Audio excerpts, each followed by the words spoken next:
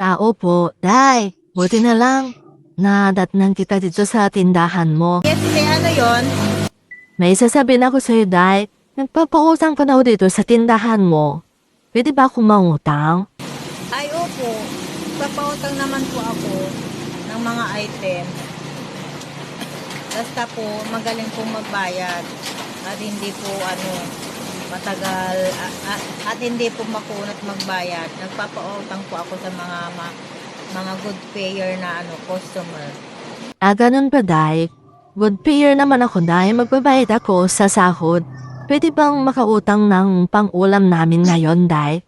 So, pwede naman po. Ano po ba ang utangin nyo, te? Yan na lang sardinas, Day. Bigyan mo ako niyan, sardinas. Sardinas? Ano pong sardinas? Yang mega. Isa lang. Mega. Opo, Day, mega. Isa.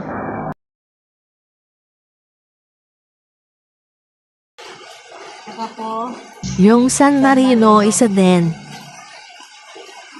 ano pa, te? Ito lang po ba, te, ang utangin mo, te? Pwede bang cash? Mangungutang ako ng cash, Day. Kailangan ko lang, pwede?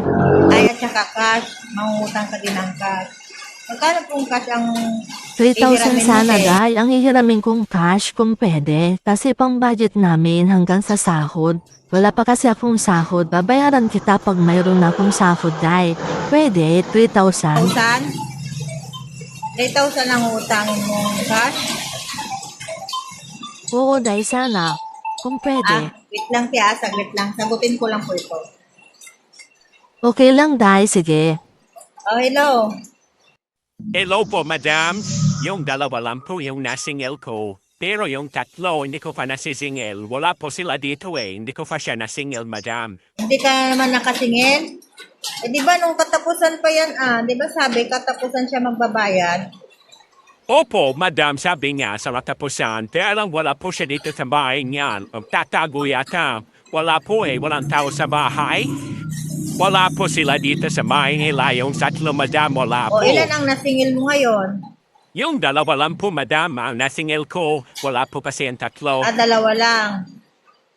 Eh, yung tatlo, wala pa. Opo, wala pa yung tatlo, madam. Mukhang nagtatago yata. Wala sila sa mga bahay nila. Nagtatago. Wala sila dyan sa bahay nila. Wala po. Wala po eh. Sarado ko eh. Wala pong tao sa bahay nila, madam. Paano yun, madam? Hindi ko nasingil. Anong gagawin ko, madam? Di ba sabi nila katapusan? Eh, di ba nga, ilang araw na nga nakalipas at 3 na ngayon. Oh, katapusan, ano pa yung katapusan? Kailan ba yun? Nung Friday pa. Eh, ano na ngayon? Oo nga po, madam eh. Wala sila dito sa bahay nila. Wala Umalis pa, wala eh. yung tatlo. Wala sa bahay nila. Opo, madam, wala. Paano yun, madam? Ano pong gagawin po doon sa tatlo? Mukhang nagtatago yung tatlo.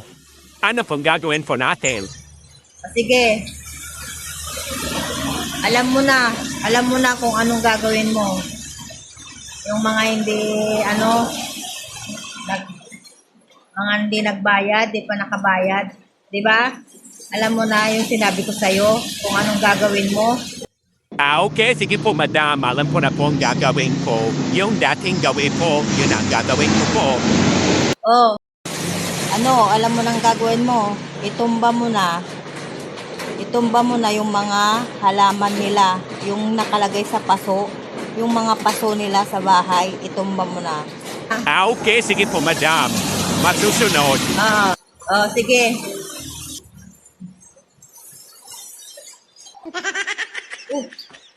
Asan na kaya si ate? Nawala na bigla. Kinausap ko lang yung taga-singil ko. Nawala na agad si ate. Bakit kaya yun? Nawala agad.